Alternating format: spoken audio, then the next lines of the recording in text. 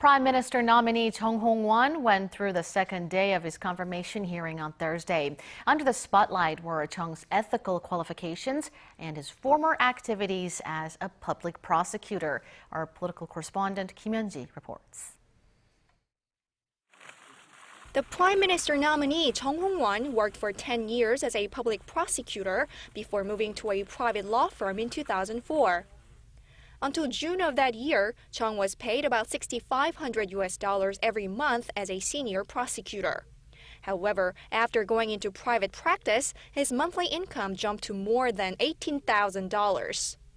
The special parliamentary committee overseeing his hearing alleged that Chung received special treatment from his former colleagues when he went into private practice. However, Chung said he didn't receive any special treatment, pointing out that he worked as a lawyer for just 3 months after retiring. Even if there were indeed special treatment, it was only for 3 months for me. I began to work for the Central Election Management Committee after the 3 months.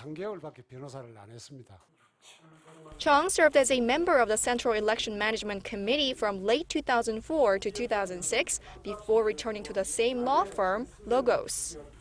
Another issue on the table was how Chung's only son was exempted from compulsory military service. In 1997, the nominee's son passed the physical examination, something that is required before being drafted, with flying colors and was rated first class. However, 5 years later in 2001, the draft board ruled that he was unfit to serve in the military due to a spinal disc problem. With physical therapy or treatment, he gets okay, but he has to be careful at all times. If not careful when lifting something or standing up, he feels acute pain. Although records do show Chung's son had back problems, the lawmaker said it was questionable how he managed to study for and pass the bar exam, which requires a lot of sitting behind a desk. The Prime Minister nominee also came under fire for what appears to be property speculation.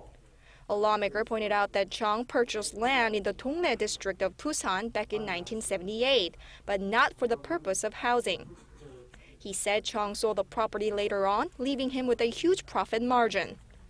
However, Chung denied the allegations, saying he did not have any previous knowledge of the property's value. Kim Yeon-ji, Arirang News.